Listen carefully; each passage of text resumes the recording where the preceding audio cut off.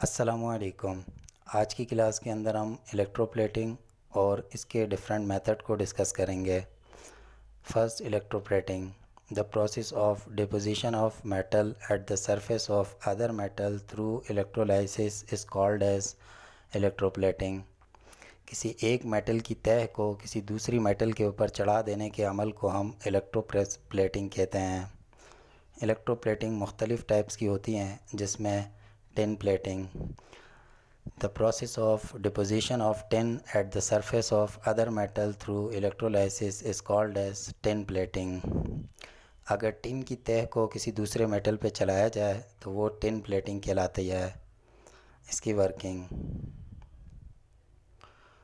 Tin metal is used as a inode.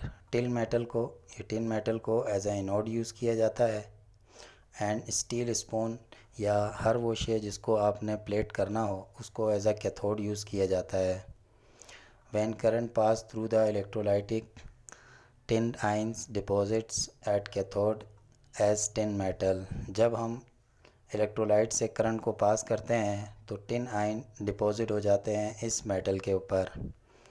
इसको कुछ इस तरह से समझ सकते हैं कि हमारे पास टिन सल्फ़ेट जो कि यहाँ पर इलेक्ट्रोलाइट के तौर पर मौजूद है, वो आयोनाइज होता है टिन और सल्फ़ेट आइंस में। टिन 2 इलेक्ट्रॉन देकर आयोनाइज होता है। इनोड के ऊपर टिन की एक रॉड है। जैसे ही हम इसमें करंट गुजारते हैं तो ये इलेक्ट्रोलाइसिस के थ्रू यहाँ डिकम्पोज़ होना शुरू हो जाता है और 2 इलेक्ट्रॉन देता है।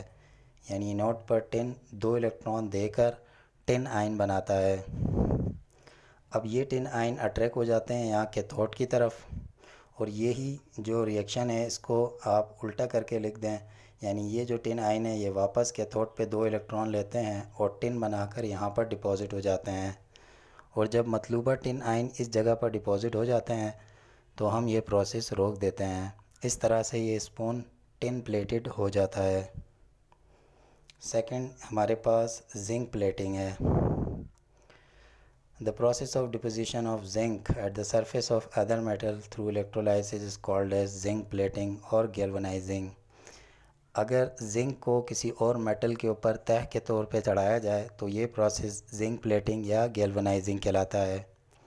Zinc metal is use as an anode. अब इसमें सिर्फ चेंजिंग ये होगी कि जहाँ टिन था उसकी जगह पे जिंक लग जाएगा और steel spoon as it is cathode के तौर पर यूज़ होगा। और जैसे ही हम वैन करंट पास करेंगे इलेक्ट्रोलाइट से तो जो जिंक के आयन है वो डिपॉजिट हो जाएंगे कैथोड पर जिंक मेटल की सूरत में। तो जिंक सल्फ़ेट का हमारे पास इलेक्ट्रोलाइटिक सोल्यूशन है जो कि जिंक और सल्फेज आयन में इस तरह ब्रेक होता है। अब याद रखने की चीज़ यही है कि जिंक 2 इलेक्ट्रॉनों को लॉस करके ब्रेक होता है। तो इनोड के ऊपर जिंक 2 इलेक्ट्रॉन लॉस करके कैटायन बनाएगा, और इसी रिएक्शन को हम उल्टा करके लिख देंगे कि ये जब कैथोड की तरफ जाएंगे जिंक आयन तो 2 इलेक्ट्रॉन लेके वापस जिंक बनकर उस स्पून के ऊपर डिपॉजिट होना शुरू हो जाएंगे। इसके बाद हमारे पास थर्ड, सिल्वर प्लेटिंग आएगी। The process of deposition of silver at the surface of other metal is called as silver plating. अगर सिल्वर की तह को किसी दूसरे मेटल पर चढ़ाया जाए तो सिल्वर प्लेटिंग कहलाता है। अब इसमें सिल्वर को एज ए इनोड यूज़ किया जाएगा। यानी यहाँ जो हमारे पास रॉड होगी वो सिल्वर की होगी और जो हमारे पास ये स्पून आ जाएगा जिसको हम कैथोड बना देंगे। And steel spoon is use as cathode. और जैसे ही when current pass through the electrolyte silver ion deposit at cathode as silver metal.